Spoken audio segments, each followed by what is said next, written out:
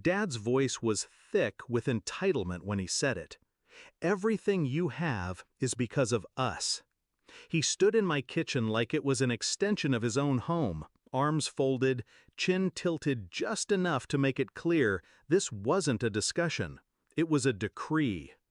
Mom hovered near the doorway, scanning my furniture, my shelves, my life, like she was mentally tagging what they'd rearrange once they moved in. That was the moment. Not when they sold their house, not when they gave nearly $500,000 to my brother and left me with nothing. No. It was when they stepped into my space, dripping with the arrogance of people who believed blood ties made them landlords. Backstory setup. We weren't always like this. When I was younger, I believed my parents loved me and my brother equally.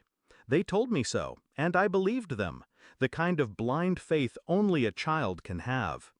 When Dad lost his job, I worked 2 shifts, paid bills I didn't owe, and bought groceries so we wouldn't be eating plain rice for the 3rd week in a row. When Mom needed surgery, I drained my savings without blinking. I thought we were a family.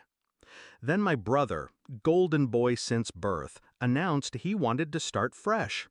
They sold their house, took the $480,000 profit, and wired it all to him.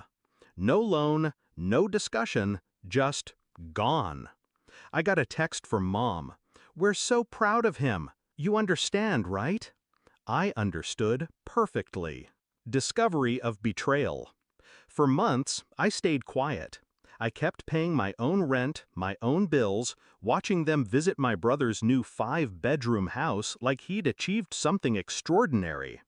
When I asked, once, about the money, Dad shrugged. "He has a family. You're fine on your own." Fine. That word burned more than the money. Then they lost what little they had left.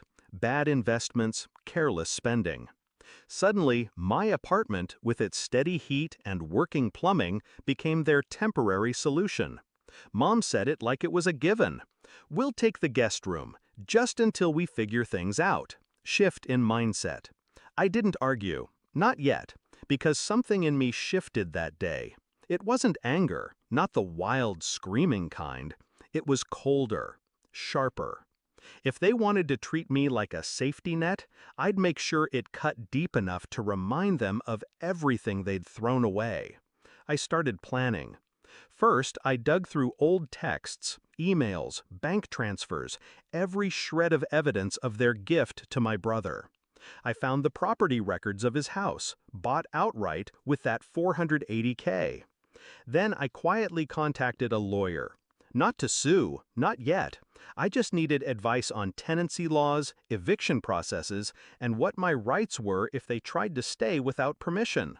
Execution of the plan. I let them believe they were moving in. Dad even brought boxes 2 weeks early. I smiled, made coffee, asked about the weather. In the meantime, I had my locks upgraded. My lease revised with an explicit no additional residence clause. Landlord's signature fresh and binding. I also scheduled my vacation for the week they planned to settle in. Didn't tell them, just let them pack. The night before, I invited them over for dinner. The table was set, lights low. Halfway through the meal, I slid a folder across to Dad. Inside, copies of the wire transfer to my brother. Screenshots of their texts about giving him everything. My revised lease. A notarized letter stating they had no permission to live here. Dad's jaw tightened. What is this supposed to be? I leaned back. A reminder. You gave away your safety net. I am not a storage unit for your mistakes. Mom started to speak, but I cut her off. You told me he deserved everything because he had a family. You never thought about what I might need. And now you think you can just walk in and take? I smiled then, not kindly. You can't. Dad's face reddened, but there was nowhere for him to go. You're ungrateful. That word. I almost laughed. You gave away the gratitude you expected from me the moment you handed him that money. I stood, walked to the door, and opened it. You have until tonight to get your boxes out of my hallway. If they're still here by morning, I'll have them removed, along with anything else you try to leave." He didn't move at first. I could see it in his eyes, the realization, the collapse of a lifetime of control. They left without finishing dinner. The next morning, the boxes were gone. I heard they ended up renting a small apartment on the edge of town. My brother didn't offer them a room. Sometimes when I think about it, I feel nothing. Not guilt, not triumph, just the quiet satisfaction of balance restored. Dad was wrong. Everything I have isn't because of them. It's in spite of them.